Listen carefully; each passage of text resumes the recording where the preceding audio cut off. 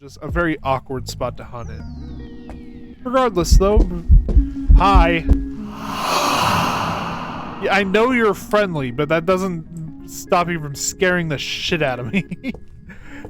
God damn it. It's like a grandma with a sickle. But anyway, moving on from me nearly shitting my pants. This is the nursery.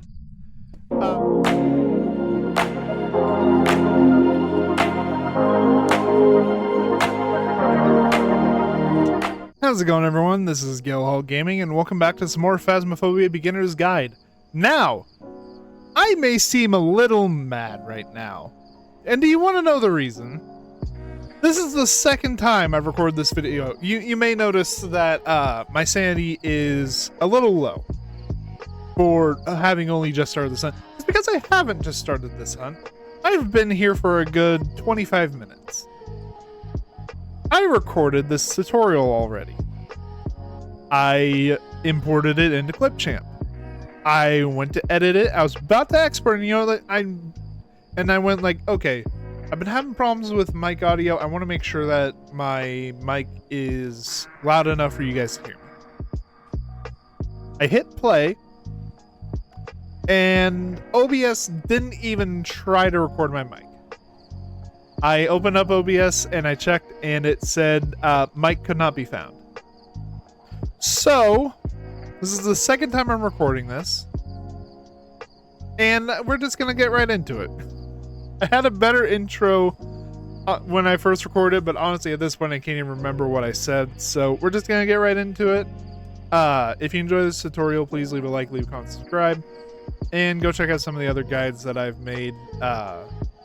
I've made map guides for the 3 maps before this, so just go check out some of my other videos. But regardless, we're going to get right into this for the second time as I pull up the wiki again, because I had already closed it. Here we go. I'm sorry. I'm going to try and curb the attitude I have, but God, that was so frustrating. Also, the ghost turned off the power. Just had to be an asshole while I was away, didn't you? But, yeah, anyway. Oh, I forgot to go over something. Which, also, we're gonna have to turn off some lights. But anyway, Grafton Farmhouse is, of course, a 2-floor map. Meaning that you do have to use the arrow keys to, or not the arrow keys, but like the arrow buttons on the map over here to see where the power box is. I do recommend looking in this case, just because this is somewhat of a dangerous map in certain spots, so it's good to know where all the power box spawns are if the ghost turns off the power, because you want to get that ship on immediately. Now, one of the spawns is going to be where it is right now. It's going to be up here on the 2nd floor in storage. The other 2 are going to be up here in this upper left corner and up here in the upper right. So I will tell you, when we get to those rooms, I'll tell you guys where those are, just to be thorough. But anyway, getting into the actual tutorial, apologies for the whole spiel there. First up, we have the entranceway here, also known as the foyer. This room is a little bit weird because it has no doors, but it has quite a few cutoffs. There's a cutoff right here before you get into the living room, and there's a cutoff right here before you get into the dining room. Weirdly enough, this is one of the few maps where the stairs are considered part of the 1st floor. So the cutoff is right here at the top of the stairs. You're still going to be getting temperature readings from the foyer as you're going up the stairs. It's only when you get to the top here that you're going to start getting temperature readings from the upper hallway. Now, of note in the foyer, there's a few different things. One, there is a sanctioned hiding spot right here behind these bookshelves. If the ghost doesn't see you come into here, it won't check it, so you can hide here from the ghost pretty easily. Now, the other thing of note is, I forget which shelf it is, but on one of these shelves is the music box spawn, so keep an eye out for that if you're wanting to use the music box. As for a setup for this room, I honestly don't have much to tell you. There's not much to put any gear on. So honestly, I just recommend putting a dots projector and ghost writing book on the floor here, and then use this bookshelf. Specifically, I recommend the second shelf here to hold your cameras. Beyond that, set up as you wish. Now moving on clockwise, which of course we always move clockwise on these tutorials just because I find it an easier way to organize my thoughts. In here we have the dining room. Not much of note in here. The only thing of note is the tarot cards will spawn on this table if tarot cards are your selected first item. Apologies, I had to check to make sure OBS was recording there. I did not want to do this a third time. Beyond that, though, I do recommend just putting dot projectors here and here to catch both sides of the table if the ghost tries to loop it. You can use this table here for your cameras and this table here for your ghostwriting books. Note that is going to be the only pieces of gear that I'll be talking about because those are the only pieces of gear that are set and forget. Everything else you have to actively use. So those placements matter a lot more than any gear that's just handheld. Oh, I have EMF rings, or oh, I have temperature rings, or oh, it's UV.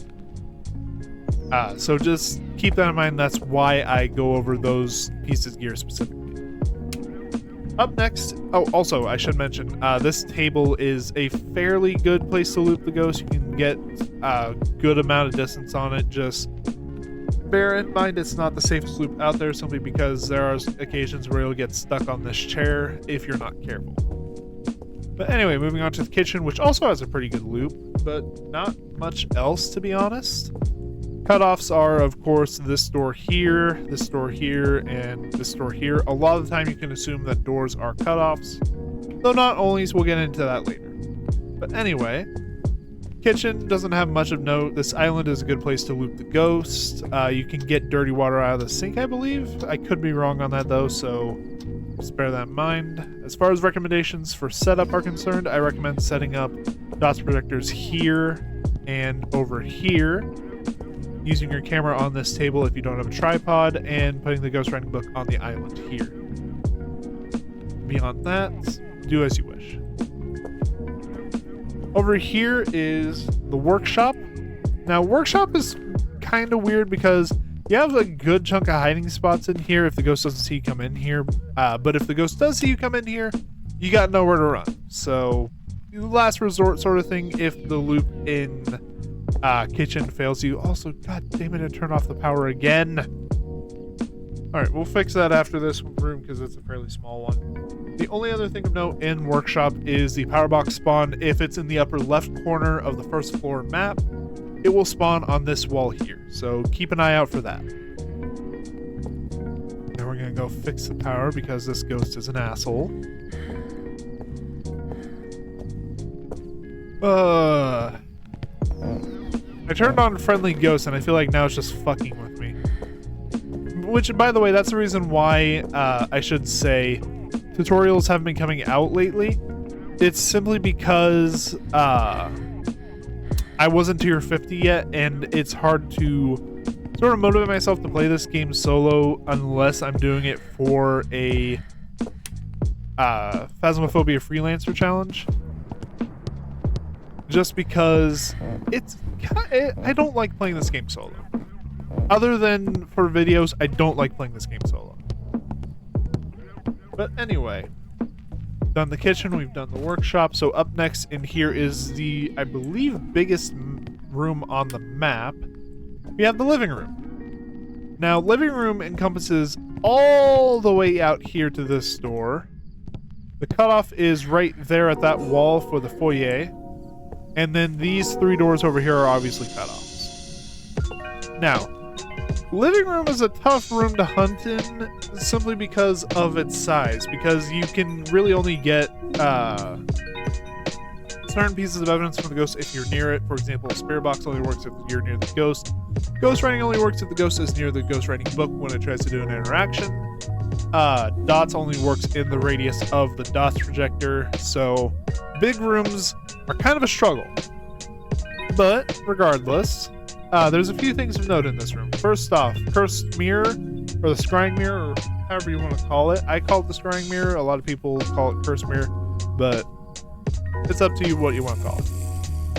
It spawns right here on this wall in between the foyer and the kitchen, or the living room. I wasn't sure which room to really put it in because you can literally see, like, you can see the texture mesh here where the rooms separate, and goddamn is it riding that line. But anyway, beyond that, this couch here is decent for looping the ghosts, but there's not much of note in the living room beyond that. As far as setup is concerned, again, it's tricky. I do recommend bringing 2 dots projectors and 2 ghostwriting books to this map, just in case this is the room you get, or a room later on that we'll talk about. I recommend putting the dots here on this side of the couch, or no, I'm sorry, I have my setup wrong. Dots here on this side of the couch, and then over here at this sort of junction where all of it meets. That'll get your best chance at getting the ghost, especially if it decides to hang out around the couch. There are chances that it could stay over here, so if dots is still something you're a little bit questionable about, move the dots projector here over into that little nook over there to see if you can't get dots over there. As far as ghost ring book is concerned, I suggest putting one on this end table here, and then just in case it is in this nook, put one just on the floor right here. As far as camera is concerned, this table is perfect for 2 cameras, which I do recommend bringing quite a few cameras for this map as well. Set a camera facing this way to catch both dots projectors and the ghostwriting book here, and then another one this way to catch the ghostwriting book. Of course, the entire room is considered one ghost room, so you get uniform temperatures throughout. You'll get ghost orbs. Excuse me. You'll get ghost orbs throughout as well from cameras, so it doesn't really matter which way you point them. Beyond that, sort of just set up how you wish. I don't exactly have an ideal setup for much beyond like ghost writing and dots, just because they aren't as permanent, or the other pieces of gear aren't as like permanently placed, so it's just something to keep in mind. Now up next is another fairly large room, actually. The master bedroom, which this is the exception I was talking about earlier, where doors aren't always a cutoff. Because these 2 doors do not serve as cutoffs to the master bedroom. The master bedroom, technically speaking, extends into its bathroom and over here into the closet. Now again, we're going to be going over the rooms in a clockwise manner. So first off is the master bedroom itself, which there's not much really here. As far as setup is concerned, I do consider this the main part of this ghost room, so this is where I recommend setting up all of your gear. Ghost writing book is good for on this trunk here. As far as dots is concerned, I just put one in the center of the floor here, and then maybe one over here just to catch in person if it goes behind the screen. And then you can use this little bench here to set your cameras up on, or if you rather, you can set it up on the radiator to catch a better view of the room. Beyond that, there's not really much of note in here other than the creepy ass scarecrow that has actually scared me a couple of times, but when I first started playing this game, because I swore that that was the ghost out there for some reason. I'm not ashamed to admit that, but regardless, moving on to the closet of the master bedroom. This room has a lot more going on for how small it is. First off, you have a hiding spot right here behind these crates. Fairly good if the ghost doesn't see you come into this closet. Second off, the power box spawn. If the power box on the map spawned in the upper right corner, it'll be on this wall here, so keep an eye out for that. And then the final thing is the Ouija board, I believe, spawns on top of these boxes, so also keep an eye out for that if you're looking to use cursed items. The Ouija board is one of the stronger ones, although I don't usually make much use of it, so just keep that in mind. Beyond that, we also have the bathroom here. Bathroom doesn't have much going on. It's not even really a good hiding spot. This is sort of your last resort if the ghost is going to catch you. Otherwise, you try and hide in here. Shower, you can get EMF readings off of it turning on the faucet. You can also get dirty water from this sink here. Beyond that, not much other than a really cool picture. I like whenever they have the army picture up. I don't know why. But anyway, turning off the light there. We're kind of cycling the power everywhere just to be safe. In here we have, I believe, the smallest possible ghost room on the map. This is the utility room, although I personally call it the laundry room. Now, there is one thing of note in this room. This here is a hiding spot. You can use this so long as this isn't ghost room. There's really not much else to this room that you can really get away with a basic setup. Use the washer and dryer to set up most of your equipment. God, I've been talking way too much. I always start to like overheat whenever I'm talking a ton. So, which in fact that's what yawning does. But anyway, or what yawning is supposed to fix. It's supposed to fix overheating in your brain. But regardless, just set up your DOTS projector on the floor, most of your other pieces of equipment on this washer dryer. Camera might have a hard time spotting the dots, so if nothing else, put your camera on this second shelf down.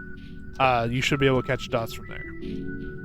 Yeah, fairly small room, fairly simple, not really much going on in there. Moving on to a fairly larger room. Not as large as the master bedroom or the living room are concerned, but the twin bedroom here is fairly big.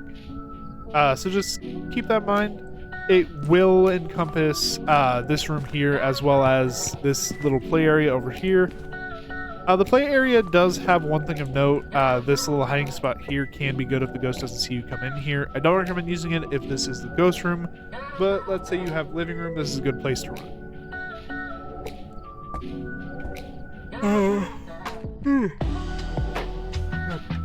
Maybe I just need to get more sleep. Beyond that, basic setup for the room is pretty standard. I recommend DOTS projector here and right around here, just to cover most of the room.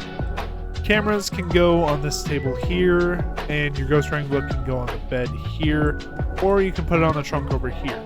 The only other thing of note in this room is the monkey's paw can spawn on this desk here, so keep an eye out for that. Also, the ghost turned off the power again. You know what? That's fine, Mr. Ghost. I was heading upstairs anyway. Also, as we're going, we're going to turn off the lights. But, that is everything for the first floor.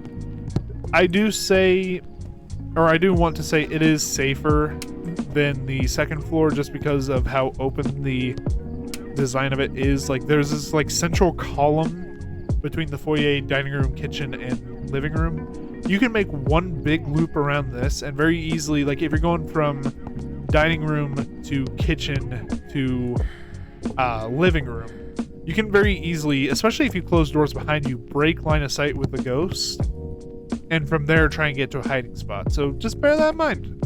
Down here, fairly safe, especially with all the hiding spots dotted around. So just keep an eye out for those and keep in mind there's also a lot of looping spots down here. As we get up to the second floor, a lot of those same luxuries start to go away. The second floor is a lot more similar to our previous maps, like Ridgeview. God, why am I already blanking on names of maps?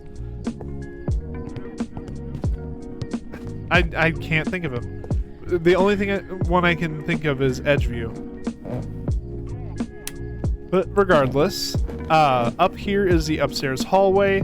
It only encompasses this sort of L shape going around, which is a bit of an awkward spot. With this, there's no cursed items. Come on. There we go. Hi, ghost. Leave me alone, please. Yeah, I did unlock custom mode, so the ghost is friendly. That's the main reason why I held off on posting any more guides. I got tired of dying to the ghost while trying to give you guys advice. Regardless, I recommend DOTS projector here on this carpet, and then over here at this sort of bend in the L shape. Ghost writing books, there's not really a good spot for them. Honestly, I'd just put them in the floor right here in between the DOTS projectors and then maybe on this table right here. As far as cameras are concerned, I recommend actually making use of the top of this radiator here. Just because that will give you the best view of most of the room. Beyond that, you can also put one like facing this way on top of this radiator too. So bit of a awkward spot to hunt. You can also use this shelf here for ghostwriting books if you don't want to put them on the floor, but that's up to you. It really is, though, just a very awkward spot to hunt in. Regardless, though, hi. Yeah, I know you're friendly, but that doesn't stop you from scaring the shit out of me. God damn it. It's like a grandma with a sickle. But anyway, moving on from me nearly shitting my pants. This is the nursery. Fairly simple room. There's not much in the way of like architecture here. Not much to loop the ghosts with. Like I said, you're not going to get as many luxuries up here as you are on the base floor. There's not even any hiding spots in this room. So if you're running from the ghost, don't go this way. You will be caught and you will be fucked. You can kind of hide behind here, but even then the ghost can still see your head. Same thing with the bed over here. The ghost can still see you. So I just don't recommend going this way. The only two things to note in this room is it has a lot of interactables. So if you think it's a poltergeist, you can use this room to set up a polter check, which I'll go over when I make a tutorial on the different types of ghosts and how to identify them without using evidence, which can be done. Fun fact, you can actually identify a ghost just based off of its quirks. I don't want to say with 100% accuracy because there are some that are sort of more tendencies than hard rules, but you can be fairly certain without even getting any evidence. But the only other thing of note in this room is the voodoo doll can spawn on top of this trunk here. As far as setups for hunting is concerned, I recommend using this vanity over here to set up your cameras. Just a single DOS projector in the center of the room can cover most of it. This bed here or this trunk can hold your ghost ray. But beyond that, just keep in mind this room is not safe. Spend as little time as possible as you can in this room. Yeah, turning back on this light down here because this ghost is still an asshole. Up next we have in here the bathroom. Bathroom, about the same as any other bathroom. It can serve as an emergency hiding spot if the ghost doesn't see you come in here, but just bear in mind it's not 100% safe. It's not like a sanctioned hiding spot. The ghost will check in here, so just bear that in mind. Beyond that, you can get EMF readings off the shower turning on. You can get dirty water from here. If this happens to be the ghost room, a single DOS projector in the center can cover the whole room. You can use... Can you please stop whispering in my ear? But anyway, you can use a sink here to hold your ghostwriting books, and then this vanity here can serve as the holder for your cameras. That is, of course, if you don't have tripods. But anyway, we only have 2 rooms left, so let's try and hurry this up before the ghost drives me crazy. In here, we have the upstairs bedroom. There is just about jack shit in here, if I'm being completely honest. The only real thing of note is you can use the screen as a hiding spot. I don't know if it's sanctioned, but it is a decent hiding spot if the ghost hasn't seen you come in here. Just because the ghost will tend to stick to checking like routes into other rooms. It doesn't usually, and bear in mind a lot of this is usually because ghosts have different tendencies. It won't usually check the room it's in depth. So regardless, like I said, that's just about everything in that room as far as setup is concerned. Use this trunk here to set up your ghostwriting books. I recommend a DOS projector here at the doorway, and then another one around here to cover most of the room. And then this box here can serve to hold your cameras.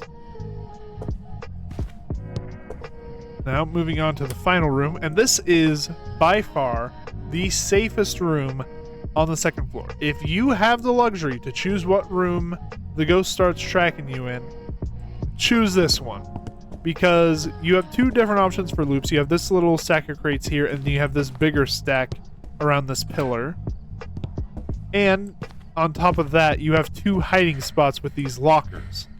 So it is an insanely safe room to be in, but that comes at a cost.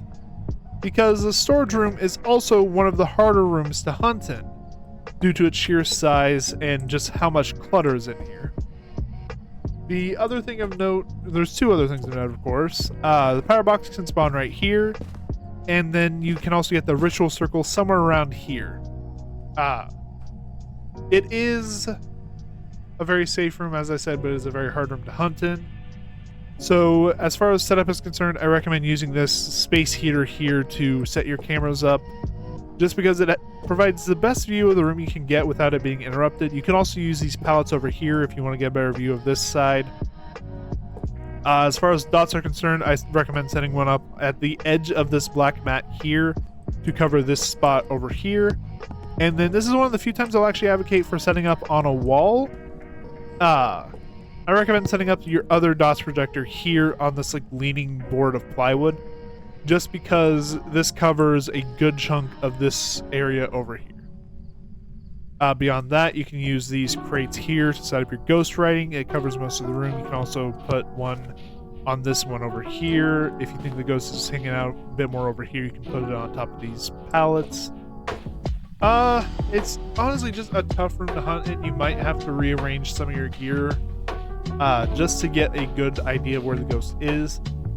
As well as, if it is in this room, don't write off any of the like proximity based pieces of evidence, because the ghost can be elsewhere in the room. This goes the same for like the master bedroom or the living room. If a room is big enough, do not write off stuff like spirit box just because you didn't get a response immediately. You have to check everywhere in the room, because the ghost can be anywhere in the room. It can even be a roaming ghost, and it can be outside the room. So do not, I repeat, do not immediately write off stuff like spirit box if you're not getting a response immediately in a room like this.